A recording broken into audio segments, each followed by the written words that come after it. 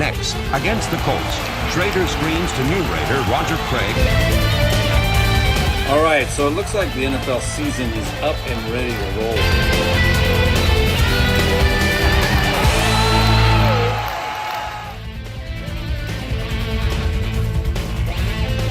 All right, welcome to Nationwide Sports. Welcome. Our first show Since the Super Bowl. It's been a while, my friend. Oh my gosh, we were at Carlos and Charlie's at the Flamingo Yep. not long ago, and here we are in studio now. It's amazing that it's been, a month and a half? I mean, it's crazy. Yeah. But I know you've been busy. I've been traveling. We took a little time off, but here we are. We're back at it and ready to go. So glad to be here. Let's go. All right, so let me introduce ourselves because I know a lot of you don't know who we are. Or you don't know who I am. That's obvious. That's okay. My name is Rich Perez. I've been hosting for many years here. I'm former voice of the Globetrotters. I'm in the Nevada Broadcasters Hall of Fame in class of 2015.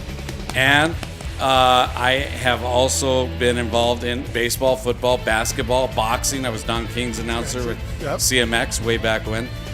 With Colonel Bob Sheridan, of course. I was his partner for a while. And, let me introduce the man to my right because he is a phenomenal athlete. The guy played baseball out of high school with the Toronto Blue Jays. He went from that to the NFL, Washington Redskins, wins Super Bowl 22 with a great season he had, and jumped to the LA Raiders, where he is the LA Raiders quarterback. Mr. Jay Schrader, how are you, sir? I'm good. I am good. And it is great to be back in the studio with you. There's been a lot that's gone on in that month and a half. And, we've got sports back. We've got fans back. So it's going to be great. I look forward to doing this. This is going to happen every Thursday night, folks. We're going to make it happen every Thursday night, 6 o'clock here Pacific time. So come join us. Get on the Go Live Vegas app on any of your devices, and you'll be able to pick us up. Wow. So show number one here in studio. We're going to have Ben Garcia. He's a youngster out of ASU. A youngster. Yeah, he's a phenomenal up-and-coming guy, and we're going to see this guy do some things in his lifetime. And I'm glad that he's with us for the first time, right? Yes. And we're going to have him. We're also going to get into all the sports, really. We're going to touch on the Dodgers. We're going to touch on the Masters. Maybe the Lakers and Clippers if we have some time. If we got some time. But we got a lot of football news to catch up on. Baseball's going hot and heavy. We got, the Las Vegas Knights here. So we got everything, folks. We'll get you caught up and rocking and rolling. It's going to be a lot of fun. We're going to call this Sportsdemic. Forget pandemic. Sportsdemic. That's right. All right. So here we go. So, Jay, Sam Darnold, let's talk about him first because he came out of SC so highly touted. He had the big arm at SC, went to the Jets, maybe didn't have the line he needed, maybe didn't have the guys he needed. So now he takes his show to the Carolina Panthers, Bridgewater out, Darnold in. How does this pan out for the Jets and the Panthers? Well, I think it's a great thing for Sam Darnold. I really do. I think a change of scenery is a great thing for him to go to a new place. Carolina, obviously, somebody wants him, which is nice. He'll get a fresh start. He'll feel renewed going in there, and I think it's going to be exciting. They've got the offensive coordinator, that Joe Burrow had. So I'm looking for some exciting things because in that offense, what Carolina needs is a very accurate quarterback. Sam Darnold can be a very accurate quarterback, and so I'm looking forward to it. I think it's been a good trade for both teams. I think the Jets got fair compensation, and I think Sam gets a chance to start over and get a fresh start. Yeah, and I think he got cheated in New York. It seems like anybody that goes to New York right out the gate, they really struggle. It's a tough place to play. It really is. They want you to win now and everything else, but he just didn't have the pieces. The New York Jets didn't have the pieces around him to make that possible. And, that's the ironic thing. When you get drafted, you're elated, and then you go, wait a minute, Because if you're one of the top picks, you're going to one of the worst teams. Yeah. But there's nothing you can do about it. You go play your heart out, and Sam did that, and unfortunately, it didn't work out in New York. So I wish him well in Carolina. Yeah, it should be good. Now on the other side of the ball is Teddy Bridgewater, who came back from the horrific leg injury, did well with the Saints, did well with the Panthers last year, but not enough for them to keep him. So what happens to Teddy now? What do you think? Well, I think Teddy's going to he'll find a job. He's asserted himself as a backup like he did in New Orleans, where he could come in and play well for stretches, and somebody will latch on. He's a good teammate, so everybody will appreciate that. So he'll find a backup job, and he'll be in that role where if he needs 5-6 games, he can come do that. He can be that guy. If you need him to spark the second half, he can certainly throw it. We've seen where he's gotten hot and carried a team. So, I think Teddy will find a job, but that may be his niche, and unfortunately, it's probably that way because of the injury. He lost a lot. He was a very mobile, active guy, very up-and-coming, phenomenal quarterback, and it's hard to stay healthy in the league. That's the problem. It is. I mean, yeah. Jay, I just saw a highlight of you when you were playing at the Coliseum. You may remember the game. You were playing Buffalo, and you scored, and then they took the TD away from you. But, man, it seemed like they were just battering you going up the middle there. Yeah, you become a battering ram, and especially down there at the goal line. It's I think you're referring to when they were turning my face halfway around. I looked like, the Exorcist, with my head going backwards and everything else. And you're right. I thought I got the ball across, but, I think it showed it on TV. Yeah. But I was smart enough on the next play to give it to Marcus. So yes. At least I was smart enough to figure that out. And talking about the past, because I love talking to you about the past, because you play with so many great players, you being one of them. Very fortunate. I mean, I didn't even realize that you played with Roger Craig even. Yeah. Because I saw the highlight. There's Roger Craig. Yeah. Jay's throwing a pass to Roger Craig. Yeah. And now I know he wasn't a Raider very long, but how was he in practice with that He was group? great. All those guys. I mean, when I was with the Raiders, we had, obviously we had Marcus and Bo were phenomenal. But the guys that we had that came in behind him, we had Eric Dickerson there for a year. We had Roger Craig there for a year. Van McElroy was a Mr. Do-Everything, special teams. And, in a pinch, throw him in halfback, and he did a great job. And Steve Smith was our fullback at the time. And, it was just phenomenal. It was a great group of guys. Oh, no doubt about it. I mean, that group in that era, I don't know how you didn't win 3, 4, 5 Super Bowls there, but sometimes it doesn't mesh. Yeah. You guys seem to mesh. I went to many of your games at that time. Seemed like you were on it. Yeah. It just seemed like the guys were all struggling with their own personalities. Yeah, it was a tough group personality-wise.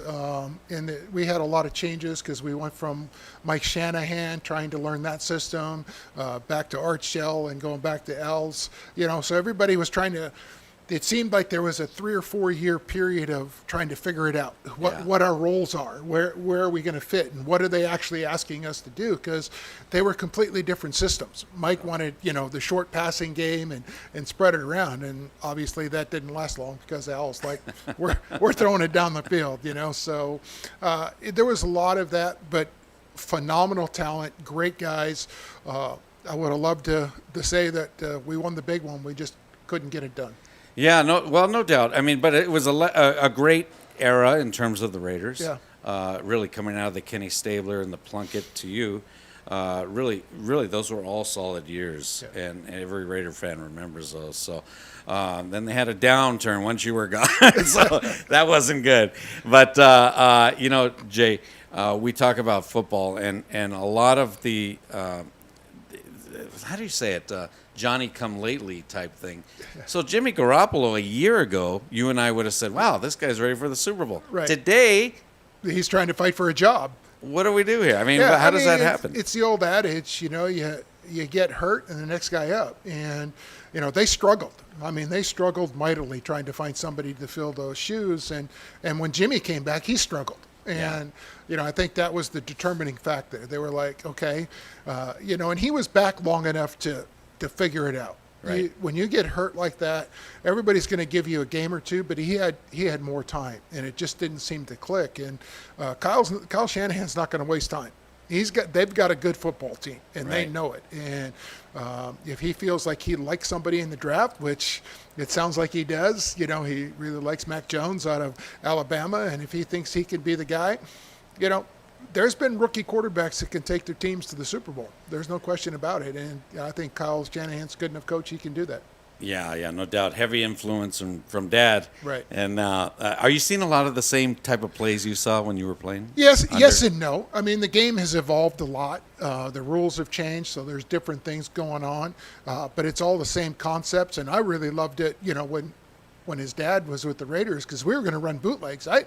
I was a pure drop back passer, and I was like, I can move a little bit. I'd like to show people that I was an athlete every now and then, and I was excited about running those bootlegs, but it just wasn't in the cards to do that. Wow, unreal. I wonder if we could go back, make a tweak here, make a tweak there. How things would have changed, if anything. Well, I think look, all of us, we'd all like to go back and change some decisions for the better or for the worse, right? Right. And we did the best we could at the time with what we were given, the information. We all make bad decisions at some point in time, even though Yeah. we've got great information. So it's a learning process, and that's why I love to see when the older guys mentor the younger guys. Yeah. It's not that physically we can do what they do, but we've been around a little bit. We kind of been there, done that. Hey, look, here's where you're going. Here's what worked for me. Does it work for you? I don't know. Yeah.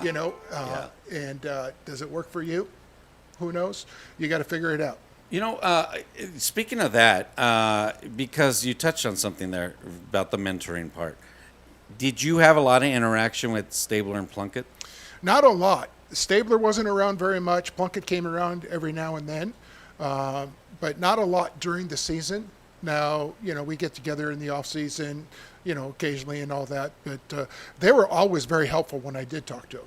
Those guys were great guys to be around. There was no question about that. And if I had a question, they would answer it right away. And, hey, it's the same offense Al's been running for 30 Right, years. So right. everybody knew the same deal.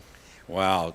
So I wonder, did you ever pick up something where you thought that worked for Kenny maybe, and maybe he ran it by you? Hey, what do you think of this? Well, I can tell you I picked up something from Jim Plunkett watching the film that I used against the Raiders when I was still with the Redskins. Ah. Yeah. So I noticed watching film one day, because we were watching the Raider defense and everything, and then I always like, if I got a few minutes, I'm going to watch their offense. And I picked up, and I was always wondering, how did Jim Plunkett get those guys to jump off sides? Did you ever notice that? How he Yeah. got some guys to jump off sides and all that? And I was like, I figured it out. And then I was like, well, I'm going to use that because they got that guy over there, Howie Long. Yes. And he likes to jump.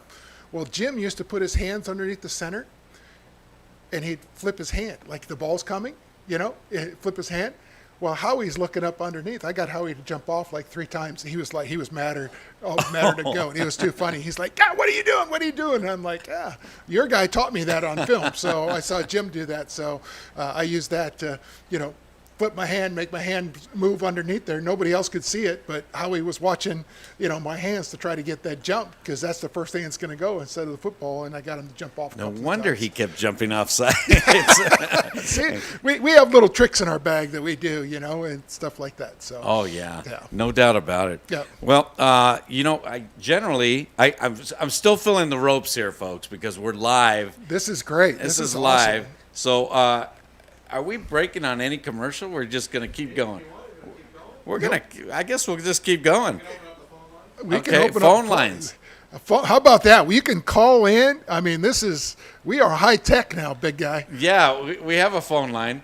I'm going to have that number in a minute, and you'll be able to call. There it is, Yeah. 855-502-4321. That's 855-502-4321. Feel free to call if you have a question for Jay. We'll get you on. Ben Garcia, I know, is listening in Arizona. He's going to do his report at the bottom of the hour. Okay. And he's looking forward to that. So, Yeah. And we're looking forward to that. Yeah, So, looking forward to it. you know what, Jay? I can't help but jump to Minnesota very quickly because I know you that you know this guy very well, the quarterback Kirk Cousins. Yep. And a lot of Viking fans are frustrated. Well, I've been near and dear to that group for a while. Right.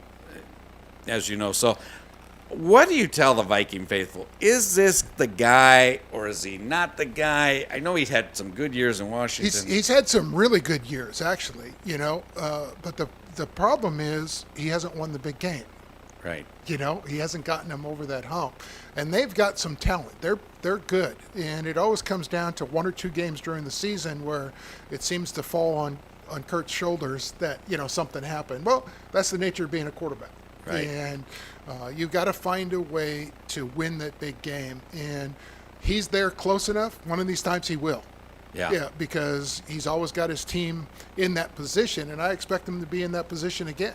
I think they're going to have a very good team. I think they'll give the Packers a run in that division, which will be a lot of fun. Get the old, that whole group. If you get Chicago playing well, Green Bay and Minnesota, that's a fun division to watch. It is. It just is because there's so much rich history in there.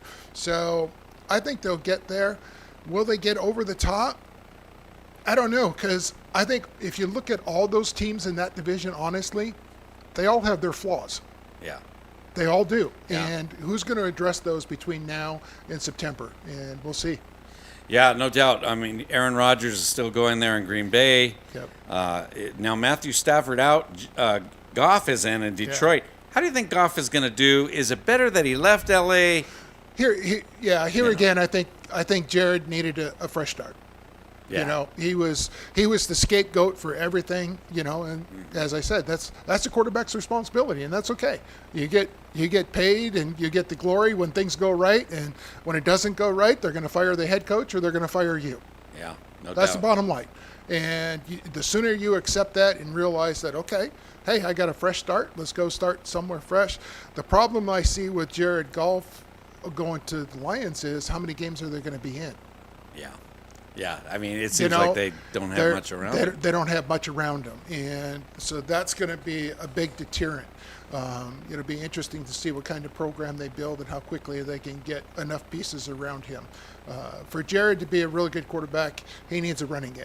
Yeah, no doubt. He needs a running game. He's got to have some runners. He's got to have some runners. Can we get Barry out of retirement? Yeah, that'd be nice. Barry was phenomenal watching him. But he's not a guy, Jared Goff's not a guy that you're going to drop back 45, 50 times and say, go win the football game. Right. So he needs some help. No, he's got Adrian Peterson, which is great. But, of course, he's just hitting these plateaus now. I guess he'll pass Barry Sanders next. Yeah. He's going to enter the top 3 realm, which is really phenomenal. Yeah, I mean, let's be honest. Adrian Peterson is phenomenal. He is. To be a running back in this league for as long as he has, I don't know how he does it. I mean, Frank Gore too. Yeah, Frank Gore. I mean, it's wear and tear on their bodies. Okay, so for him to still be able to perform is awesome, but he's not an every week. You're not expecting 100 yards out of him. Right. Yeah, he's just not. It's just physically not able to do that, which is unfortunate because he's a phenomenal player. You bring up a good point because you look at the top running backs. Emmitt Smith, second is Walter. Yeah. Third is Gore now. Fourth is Barry, and fifth is Adrian.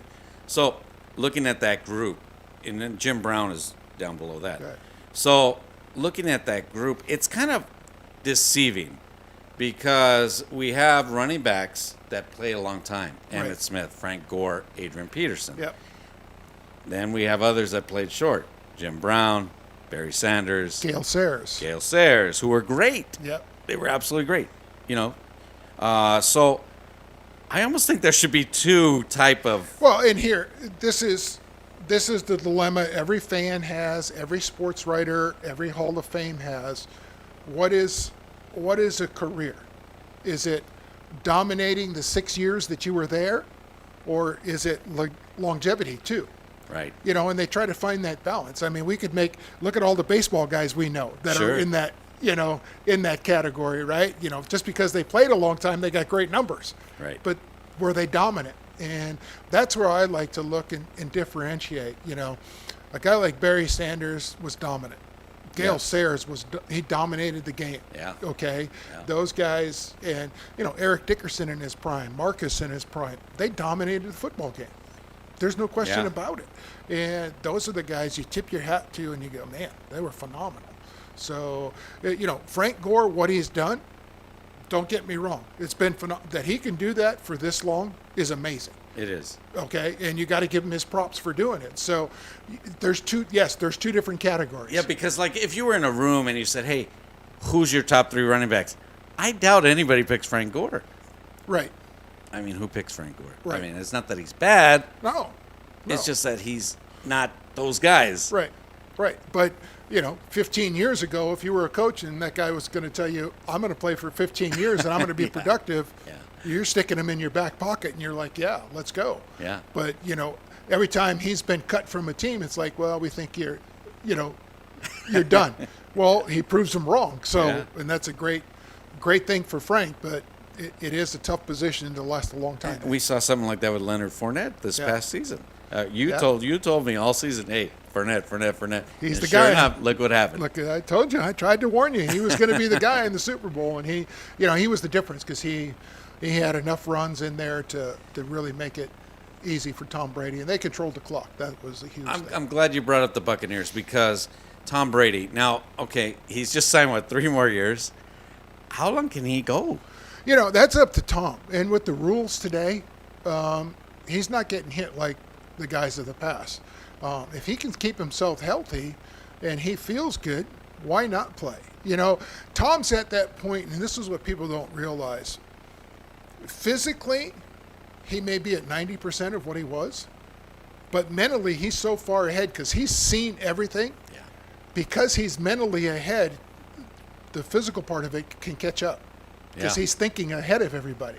And I think he proved that in the Super Bowl. I mean, he made some throws. The ball was out of there before guys. I mean, he threw the ball to Gronk, and Gronk wasn't even turned around yet. The ball's halfway there, and Gronk's like, "Hey, oh yeah, thank you," Yeah. And so that's where he can keep going and play. And we saw that sharpness. He Yeah. started rough. Yep. And it just got better and better and better. Well, and better. and here again, and Tom's been around long enough to know that he's like, look, if I have a bad first half, I can have a really good second half. Yeah. And if Tom Brady has a really good half, you're in trouble. Because he can play. But the amazing thing to me with the Buccaneers, we talk about all these trades and everything else. They've brought everybody back. It's amazing, right? When was the last time a Super Bowl team brought everybody back of the key players? I mean, Right. usually you have 1 or 2 that, the only one out is AB, I think. Yeah, Right? yeah. He hasn't yeah, but gotten anything. again, is he one of the top guys? I mean, they go 4 or Yeah. 5 deep at wide receiver. Yeah, they're pretty deep. They're pretty deep. They almost but did him a favor. I think they did him a favor, and I think that was Tom Brady's Yeah. doing. Saying, hey, he can still play. Give him another chance. Well, So, all right. So it looks like the phone lines. Make sure Yep. that people are going to call us, and the phone lines are open. Give us a call. Give us a call. 855-502-4321. 855-502-4321. 4321. Yes. All right. This reminds me of my Globetrotter days. They start throwing Everybody things at me. Hey, start going. Let's Read go. this commercial. Oh, okay. All right. Good thing we can ad lib. We got our scripts here somewhere, right? Yeah. Hey, look at this. We're clean. We're clean. So, But Jay, you touch on another thing there. Let's talk a little bit about the Pittsburgh Steelers because Ben Roethlisberger, another guy, been around a while. Now he wants to come back. He's saying, "Okay, I'm going to try this one more time." If you're the Steelers, has he earned that to do that one more time? he's earned that. Yes, he's earned that. But if you're the Steelers, you also know he hasn't finished the season. He's Yes. been in and out. It's been 3, almost 4 years, I think, where he's missed some time. His body is taking a beating. So in the back of your mind, you're like, yes, you've earned this, but we've got to get somebody ready. And, you can't be out there going, I can't believe they did this or got this guy. That's life. Yeah. They've got to move on. If something happens again to Ben, they've got to be able to have somebody that steps in that gives them a shot because their defense is good. Oh, yeah. Okay, their defense is good. So if their offense can play and not turn the ball over, they'll be in most of the games. And Tomlin has such a great coaching he's record. phenomenal, yeah. Really, he falls right into that line of great coaches of Knoll, Cowher, and now himself. Speaking of coaches, okay, in Pittsburgh, 3 coaches, 3 coaches. Unbelievable. 3 coaches. Did you have 3 in 1 year, didn't you? I mean, think about that. 3 coaches in their that's amazing. Yeah. And that's a tribute to the Rooney family and how they run it and how they value people and the quality of people that they get. There's no question about it. Yeah, no doubt about it. Now, talking about coaches, because it's so important that you have the right coach. You won the Super Bowl with Joe Gibbs, one of the greatest. He's a Hall of Famer. A great guy. Jumped into NASCAR, winning there too. He's a Hall of Famer in NASCAR. Unbelievable, right? Right, yeah. And who knew? Like when I heard Joe Gibbs was going to NASCAR, I was like, where's the correlation? Okay, so here's the backstory. And when I first got there, I got to know Joe a little bit and asked him. So when he was in college, he and his buddies, who ended up helping coach, along the way, had a dragster. So they've been into racing, all along. That was just his hobby. So he went all along. So when he had the opportunity to jump in the NASCAR, knowing the type of leader he was, I'm like, well, he's going to be successful. I didn't realize he was going to dominate the sport like he has been. So it's been a lot of fun to watch him. Joe Gibbs, how was he? Was he a hard coach? Because a lot of people saw him as this nice guy. Tell us. He got on you. You had to understand the philosophy. It was very simply this: if you were named the starter, he expected you to practice and play like the starter, and if you got hurt, the backup needed to play like the starter, and you needed to figure out a way to be ready. That was just the way it was. But he was also the very best at halftime adjustments I've ever seen. Wow. I mean, he would come in and he'd go, okay, they're doing this and this. We're going to do this and this. We're going to counter that. We're going to do this. They're stacking here. We're going to, run the ball here. We're going to throw the ball here. We're going to do this. If you get this look again, go to this play. You'll have a big play. And it's like, wow. So he was the best I've been around in it as far as that. Who was your offensive coordinator at that time? I had 2. Jerry Rome was there when I was first there. And then Jerry went and took the job at San Diego, and then Dan Henning came in after that. Dan had bounced around. That's right, Dan Henning. Dan Henning, yeah. But Jerry was there when I had my big year in '86, and Jerry and I spent an entire year, my rookie year, on the practice field throwing passes back and forth, to each other. So Jerry was a big help to me. Wow, yeah, such a great group. The Hogs. Riggins. Yeah. Oh my gosh! I never understood. Riggins reminded me of this guy who, I know he quit football for a while. Yeah. Then he came back, right? And he was just like this Marlboro man. He was a big man. People don't realize. I mean, he was a 250-pound running back, and he was the diesel. He was unique. He was good. Wow. Well, congratulations on that, Jake. Thank you. That was a great year. So we have Mr. Ben Garcia in Arizona, and I've been saving. I haven't talked about the Cardinals. Yep. And nothing about them. I think I'm about ready to get Ben in here if we're ready. We ready? We got Ben on We're there? going to have Ben here in just a second. And I think he's there. Ben Garcia, are you there? There he is. We do. Sure. I spent the year there, so let's talk Cardinals. Find out what's going on. Jay, I saw you'd spent a year with the Cardinals, and I thought that name sounded familiar. And Rich talked to me a bit about it. It's pretty interesting to see that. Didn't know that at first, but I had gotten released by Cincinnati, and Buddy called me up and said, "You want to come quarterback my team?" And I asked him why, and he said, "Because all those years in Philadelphia, I knocked you down. You kept getting back up." And he said, "I want that for my team." I was like, "Okay," so I went down and played. And ever since then, we've been getting knocked down. All right. Right. It's really fascinating what the Cardinals can do, especially in the draft at 16, because although a lot of people have seen this aggressive offseason that the Cardinals have been putting together, they still have a lot of glaring needs. And I've heard sports reports on the town and just over nationally wide that are saying the Cardinals don't have a glaring need, but that's just wrong. They have glaring needs at tight end, wide receiver, running back, and now cornerback as well. Big one at cornerback, and that's the one I think the Cardinals need to dial in on when it comes to cornerback at the 16th pick. Guys like J.C. Horn from University of South Carolina, or Patrick Surtain from Alabama, or Caleb Farley, who I think is the best cornerback in the draft, Virginia Tech.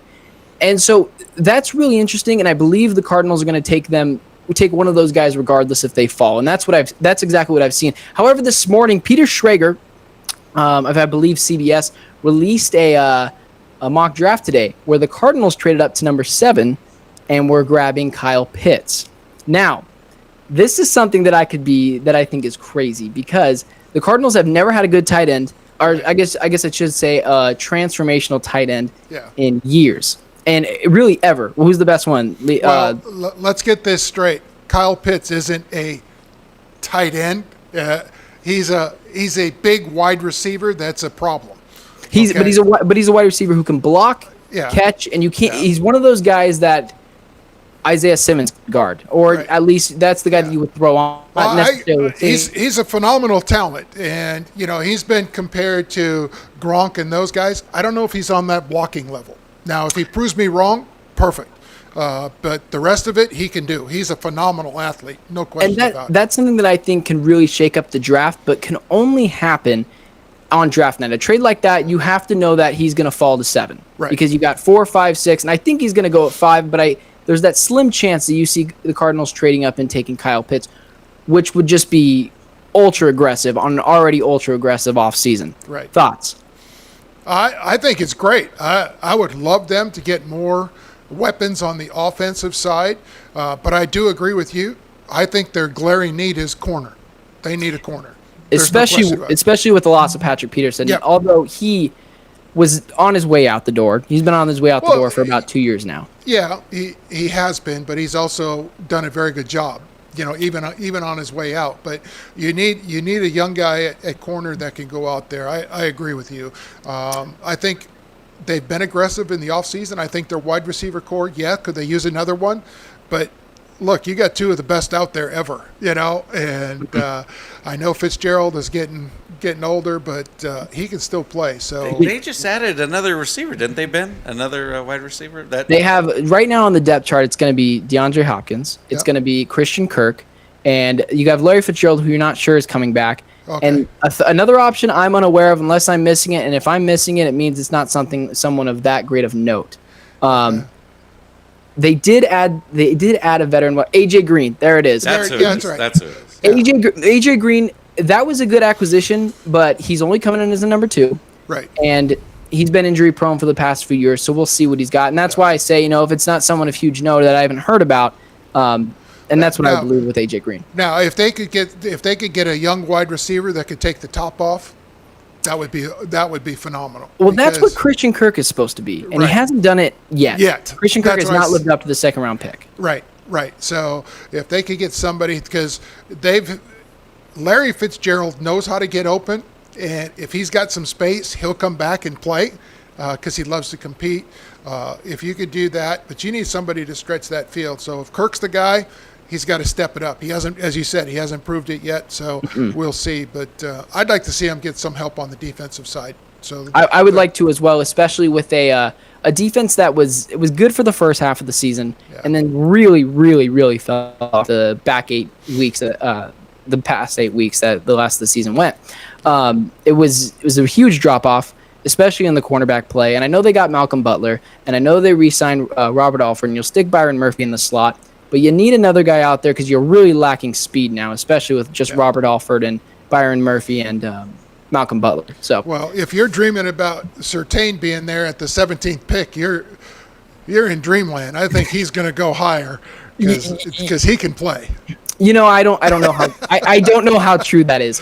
And if it is, that's fine. My board has Caleb Farley number 1, J.C. Horn number 2, and Patrick Surtain number 3. And all three, and those guys, the difference between them, I said this in my podcast earlier this week, was it's inches, it's not miles by any stretch of the imagination. Well, that's what people don't understand about the NFL. That's different than where these guys played in college.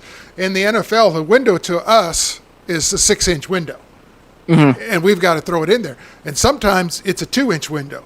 and we got to believe our guy's going to be to get it. In college, it's a 3 foot, a yard window.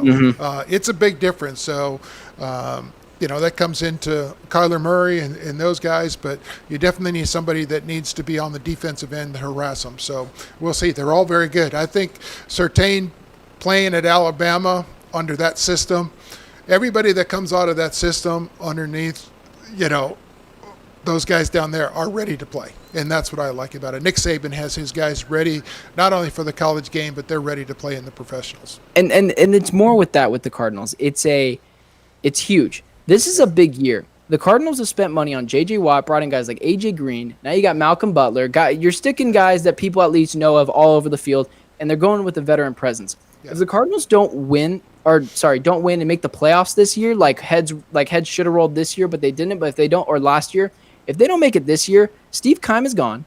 Cliff Kingsbury's gone. The whole coaching staff is out of there. So they're making these huge splash moves in hopes that they can finally get to the playoffs and make a deep run, because making the wild card is not a win here in Phoenix, at least for fans that I've talked to.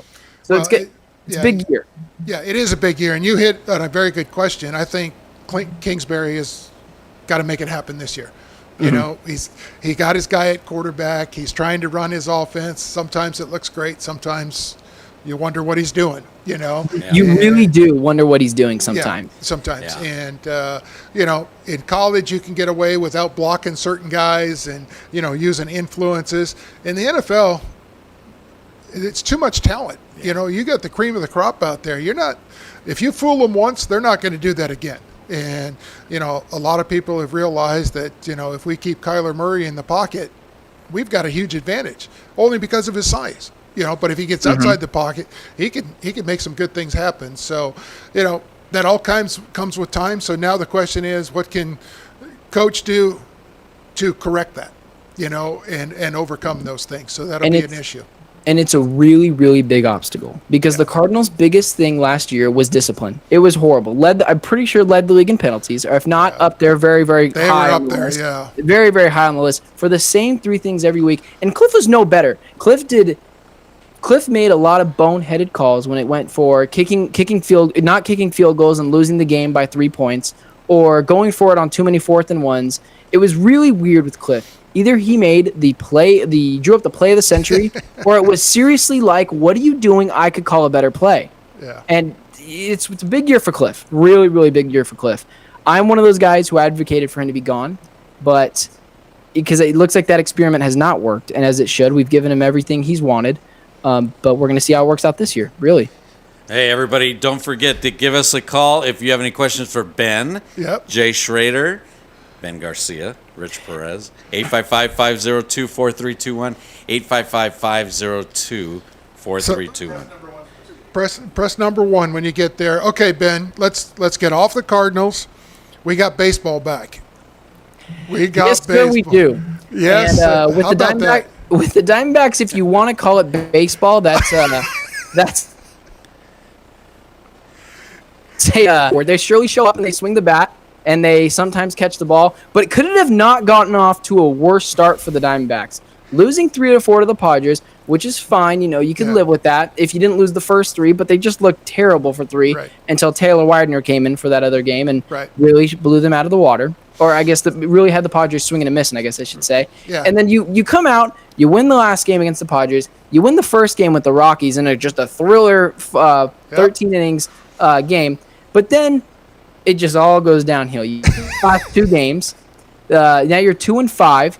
I'm 2-6. And they've only won the 2 games in extra innings, right? Right. Yeah. And so you got starting pitcher Caleb Smith. He's already in the bullpen. He made 1 trip around in a starter, and he got sent right in there because he was just his command and off-speed stuff was just really bad. Then you got Zach Gallen, who's still injured, who was supposed to be our ace this year.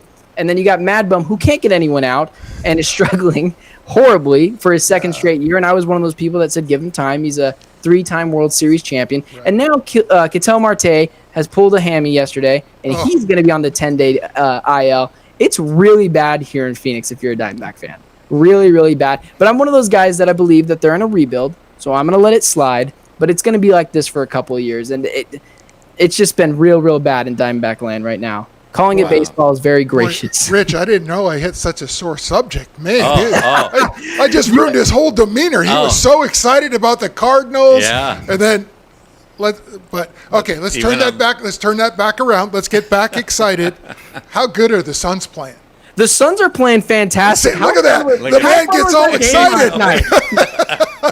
You're looking at a Suns fan who's been a fan since he was 3-4 years old. It's been 20-something years of just terrible and 10 years of no playoffs. And how was that game last night? The Suns come out, clinch the season series against the Jazz, and it's really got people asking if they're the best team in the Western Conference. And people are buzzing out here because every time all of our teams seem really bad, one team comes out of the light, and right now it's the Suns, and it looks like they're here to stay because of the youth on the team and because of the coaching staff and the management. So did you guys see the game last night? Was that not just fantastic? It was fantastic, and yes, I'm going to give the coach a little bit of credit, but I think most of the credit has got to go to Chris Paul. 1,000%. Okay, 1, I mean, there's no question about it. Hey, we have a phone call. We have a phone call. We got a phone call. Awesome. All right. Why do I feel like I might know someone? Hello. This is Rich. Hi, Rich. I'm Ruben. Ruben, how are you? Welcome to the show. Where are you, Ruben? I'm out here in Phoenix. Nice. I storm in the web and see that you got a Phoenix expert on your hands, and I wanted to ask him a few questions about our Suns. Okay, fire away. We just started talking about them. Fire away. What's your question, Ruben? All right, so I know Booker is big time. We know Chris Paul is big time. We know Ayton's getting there. But why is Chris Paul not being talked about more in the MVP voting? I mean, he's done a better job than anyone else in their first season coming over. Definitely better job than anyone this season. I'm just curious on your talk, on your opinion on why he's not being talked about more. He should be. He should be in the consideration, but it's a stats league. It's a stats league and it's a story league. Chris Paul isn't a sexy story. That is exactly. It's a stats league, and he's not the sexy story. He's just a guy that cares about his teammates and makes them better. He's the lubricant for every team. Every team he goes, he makes them better, and that's really I guess how. Yes, and Ruben, I agree with you. It's unfortunate because people should be talking about. Yeah, the thing about Chris, and I know Chris well, so not the friendliest guy with the media, right? Not the friendliest guy outside of the court, but he has this persona where we've seen him as a State Farm agent. Yeah. So people go, oh, okay, maybe he's all right. Yeah. But Chris Paul, I think with the media, he's just not their darling. He's not their darling, and that's because Chris Paul is who Chris Paul is, and the reason he's Chris Paul is because he's a competitor through and through. Yes. And he wants everybody to play to the top of their game. And I'll tell you what, he's not afraid to rip anybody. Yeah. No. You okay? Do it. I mean, he will rip you, and that's good because he's consistent at it. You know, it's the guys that flip-flop that have a hard time. Chris Paul has done it all his life, and he has done it, and he's proven it, and these young guys are buying it. Now, is it going to last for 3 or 4 years? Not going to last. But right now, they got to run, and they got to make it work. And Chris Paul is the leader of that group. If you're talking about MVP, it really doesn't make much sense because it's a stats league. It's 1,000%. Does anyone really believe Russell Westbrook was the MVP when he was averaging triple doubles and he was stat padding? No. It's been the MVP of the league. Besides the past 2 years, if you go back then, LeBron should have won it like 6 years in a row. It's a story league. We gave it to Russell Westbrook because we felt bad Durant left him. And then we gave it to James Harden because he scores a bunch, but he never makes a pass in the playoffs. He's always got off. And he always talks about being the MVP. Exactly. He's already put it out there this year. He should be the MVP. I'm like, no, you don't tell everybody that you're the MVP. You just go play and let everybody else decide that. Shades of Ocho Cinco. Yeah, so. Very, very true. Very true. Yeah. So the Suns are up and coming. You got anything else, Ruben? Yeah, one more question. Sure. I know, I'm a big Cardinals fan. Huge Cardinals fan. And I got really excited about A.J. Green. I don't know if you guys talked about it already, but Ben, let me ask you, does he have anything left in the tank? Because if he does, this could be electric. And if not, I'm a little worried about that receiving room still. can anyone really tell you if he has enough left in the tank? He's been injured. It's something that he's going to come out. He's going to compete. He's only getting paid $8 million a year. It's a really, really easy contract to get rid of if something happens. So he's going to be the number 2. He's going to be on the outside. It makes things a lot easier. Kirk can always play in the slot now. DeAndre Hopkins is always drawing double coverages. So who knows? It's really a who knows at this point. I believe he's going to be a good addition. Maybe not great, but exactly what the Cardinals need right now. I just think that this means Larry Fitzgerald's not coming back. I agree. I believe that's where it's going. Well, Ruben, I'm going to put it this way. A.J. Green will have a good year, okay, if he can stay healthy because of DeAndre Hopkins on the other side. That's my I don't know if he'll have a great year, but I think he'll have a good year. But the problem with A.J. Green that we've talked about is health, being able to stay out there and play every week. Very true. That'll be the key. That's all we need this season is just some guy to do anything besides Hopkins. Right. Yep, you got it. So, all right, well, Ruben, thank you for very much. Well, Appreciate it. All right, thank you. All right, 2 good questions. Yeah. And really, I'm glad he brought up Chris Paul because I know Ben and I talked about it when I was in Phoenix with Ben. So really has turned that whole team around, Ben. I was skeptical when they got him, but now that I see that they have him, wow, what a difference. What a difference. Yeah, it's something that this team needed. A lot of Suns fans were really upset when the deal included Kelly Oubre, which was just baffling to me because Kelly Oubre was awesome and cool and a fun guy to rally the Valley around. But he was just someone that was just a guy. The Suns went 8-0 with him in the bubble, or without him in the bubble. So they didn't give up much at all. They didn't even give up their first round pick from this year, which would be Jalen Smith, or Cam Johnson, which was 2 guys who we thought you're going to have to lose. It was a great deal on both ends. They got rid of the contract. The Suns got a guy that wants to contend. So it was a huge deal, and I'm thrilled that it happened. Yeah. So all right. It'll be interesting. Okay, well, there's one more sport there. Do you want to get into it? Or Let's do it. Let's do it. The Coyotes, what do you think? The Coyotes are in they're in a tough rut right now. They just can't. They can't. I won't tell you what's going on here in the studio. We got. they can't seem to score. The Coyotes have always had this problem. They either they can't score. They're having right now. Oh man, what was the starting goalie's name? Name's escaping me right now. Really good starting goalie. Totally escaping me right now. They're on their 3rd goalie now. Right. Darcy Kemper. Kemper, starting goalie. He's injured, and as soon as he went out, the team went with him. So it's just real big downer there. And again, the Coyotes are one of those teams that are in a rebuild. It's something that it's sad to see here in Phoenix because especially a team that doesn't get as much love as they should. It's just one of those things. It's the Coyotes just need to get goal scorers.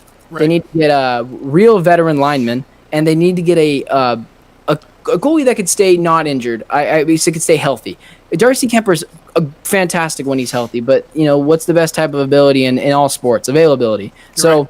I think the Coyotes are just in a tough rut, and it's going to be like this again. They're very similar to the Diamondbacks. Very, very, very, very similar to the Diamondbacks. So it's going to take an off season of the owner going, we're cleaning house and we're going to spend some money, bring some veterans in with some young guys, and who knows? And hit on those. But who knows what's going to happen? Who knows? Do you really trust those guys? Because I don't. I mean, I don't. You had Taylor Hall for half a season that went. I was going to say, we've talked about this for a while with the Coyotes, right? It went horribly wrong. Right. It was so bad at one point that we offered our team to Seattle and they said no. We don't want them. Imagine saying no to a professional sports team and they said, no, we're just going to wait till we get our own. You can keep that mess. It's funny that you say that because, like, when you think of hockey, like right off the gate, I think Kings, Sharks, Golden Knights. You're not thinking Phoenix. I forget these guys are over here. Ben's forgetting the desert. Ben's getting a migraine from talking about the Coyotes. I'm sorry. Rich, you were here. You were literally right by the stadium. You didn't even know it was there. We didn't even talk about them. We were 10 feet from the stadium, and the only thing we talked about was everything else. Okay, well, let's end it on this way with Benjamin. Ben, we look forward to the Suns being in the playoffs because that'll be a lot of fun. Yes, sir. So we'll end it on that. And But when we come back closer to the season, love to have you come back on and talk some more Cardinal football. How about that? You guys just let me know. I will squeeze it in my so busy schedule. Oh, there you go. I know. Busy guy. ESPN's calling me, Fox Sports on the other line. I'm like, no, we're going to do Jay and Rich, and then we'll talk with everyone else. Yeah, Well, we appreciate it. Thank you. We'll get you on next week. We'll get it done. All right, buddy. Thank you so much. All right. Ben Garcia. What a great guy, right? Great guy. Up and coming. Very insightful. Yeah. I thought, what he said about the Cardinals, they could use a receiver, but I think they have to address their defense. They're a lot like the Raiders, here in Las Vegas. Oh, yeah. There's enough offense. Now we got to address the defense and get things going. Yeah, no doubt about it. Well, boy, Jay, look at how this hour just flies by. I We're know, down it goes to by. We 10 talk minutes. all the time, huh? Yeah, it's crazy because we could talk for hours, right? Right.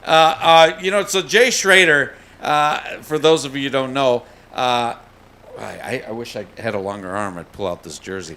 But he wore number 10 with the Redskins, number 13 with the Raiders. And you and I have already talked about this in the restaurant setting. But again, I had another email. Why do I have a photo of Jay wearing number 10 with the Raiders? And I'm like, I'm going to let him explain that. Because he's a pain in the butt. That's why. So when I first got to the Raiders, Chris Barr, the kicker, had number 10. When I got to Washington, my college number and my high school number was 7. And, of course, Joe Theismann had 7 in Washington, so they gave me 10. So I wore 10 there. And then when I got traded, Chris Barr had 10, and he was like, you can buy this number. I said, it's just a number. Dick Romansky, Bob Romansky, his son, is the equipment guy now, still to this day, was there, and Dick gave me number 12 to go out to my press conference. And I said, Dick, I'm not taking number 12 out there. I said, I'm not wearing Kenny's number. Right. And he's like, well, what number do you want? Do you want 16? I said, no, I'm not wearing their numbers. And I said, Dick, what number hasn't been in circulation the longest? And he's like, well, let me think about it. He goes, well, nobody's worn 13 since like the 60s. And I said, perfect, give me 13. Bam. So that's how I became 13. And then Chris retired, and I took 10 for the last year. Wow, so that's what it was, the last year you were. The last year I was in L.A., I went back to 10, yes. That was the only year. The other 4 years, I was 13. So that explains why there's some cards out there. That explains. And, Some I had to photos. change up my card, make sure they got some fresh ones. I was getting late in my career. I wasn't, and all that. So I had to change things up. Jay, let me ask you something, because you really fell into a situation where really any guy growing up in L.A. would have loved to have been in your shoes. Yeah. You grew up Palisades High School. You went through there, and then you played at UCLA, and really, so another great school. Because if you're at UCLA or USC, you're at the top. And then you fell into the LA Raiders. Right. I mean, how did that conversation go? Were you with the Redskins at their camp? Did this happen in the off season? Well, no, it went far before then. It went all the way back before I got drafted by the Redskins. I did more workouts for the Raiders than any team out there. I worked out because I was an LA kid. Al had me come down and throw, and he actually wanted to draft me in the 3rd round. He was trying to get ahead of the Redskins because they had just played in the Super Bowl, right. And he couldn't get ahead of them. But he was going to draft me then, so it just took him 4 years to get there. But I actually worked out more for the Raiders than anybody else. So you knew inevitably this was going to happen. Well, in the back of my mind, I knew they liked me. I knew Al, was appreciative of the way I could throw the football and all that. So we eventually got it there and got to come home, play where, we talked about this before. In high school, I played against John Elway in football and Darryl Strawberry in baseball. I mean, those are just some of them. You go to UCLA and you got Ronnie Lott and Joey Browner and Marcus Allen and Chip Banks and all those guys over there at SC, and we had all the guys at UCLA with Kenny Easley and Freeman McNeil. I mean, it was phenomenal. Just the town was buzzing with exceptional athletes. Oh yeah, so that was where I was going with it. Okay, so now you're the quarterback of the Raiders, and how do you keep all the glitz and glamour out of your life where the Hollywood people, they all want to get involved with Jay Schroeder? They want to know Jay. I'm sure you met every actor at the time. Well, you did, but I was, once I left the field, I left the field. I didn't go out a whole lot. My job was to try to win football games, and that's what I did. There was times in the off season, yeah, we got together and we got the perks are amazing. You get to go places that normal The people Playboy don't. Mansion, You know, right? I mean, you get to meet people that you would normally never meet. You know, it's amazing, and they're great people. You know, and you'd still like to call them friends. You know, one of the guys that made me feel the most welcome of all is very simply Tim Allen. I mean, I started talking to him, and it's like we've been talking for 20 years. Wow. You know, it was just that feeling. Yeah. He's just an all-around great guy, and there's tons of them. You know, and so it was a lot of fun, and I was very fortunate and very blessed to meet these people. Yeah, the outreach has to be unreal. I mean, in that position, and only really, look, there's been, 15, 20 guys in that spot at some time or another. You know, it's usually the best Dodger, the best Raider at that time, the best Ram at that time in L.A. Yeah. You know, Jim Everett probably. Well, before. I was very fortunate. Okay, as you said, you know, how did I not get caught up in it? I was fortunate too because Marcus and Bo were there. Okay, so I was fortunate. So they took a lot of it. I look at it this way. You know, let's talk about a guy like Aaron Rodgers up in Green Bay. He is the deal. Yes, Okay. no doubt. See, when I was in L.A., we had Marcus, we had Bo, we had Tim Brown. Okay, I mean, there was plenty to go around, so Yeah. it didn't fall. Yeah, you on guys just were one. celebrities, Yeah, all so of you. it didn't fall on one. So I was very fortunate in that regard. Yeah, you're absolutely right, because in these other cities, they've got one guy. That's the guy, you know.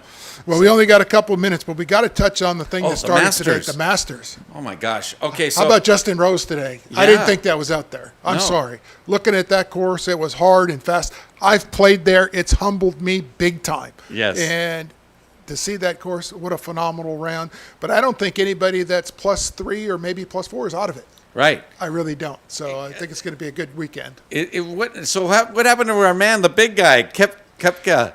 Well, Koepka's, you know, he's got a bad knee. He hasn't played a lot.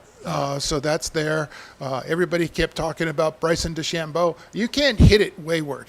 You've got to hit it in the short stuff because you got to be able to control it going into the greens. And he wasn't able to do that today. So he's going to have to get that figured out. It's going to come down, you know, the Masters comes down to one thing. Who can putt for 4 days? Yes. Because those greens are treacherous, and you got to hold putts. You know, Rory McIlroy didn't hit the ball all that bad today, but he couldn't make a putt. Well, he was never Yeah. in position to make a putt. Instead of having 10, 12 footers, he was 25 feet away. Yeah. I mean, So and that's the difference. and you think about the times Tigers won, he hit the big putts. Putts, yeah. So you you're got to be able absolutely to putt, but it's going to be a great weekend. So I look forward to it. So And who's going to win it? you know what, I would love for Justin Thomas to win it. Justin Thomas. I would love for him to win it. I think he's +2 or 3, but I know Justin Thomas, he's one of those guys that can flat, you know, he can shoot 65, 66 on back-and-back days. And if you do that at Augusta, you're going to move up the leaderboard very fast. So I'd like to see Justin Thomas win it.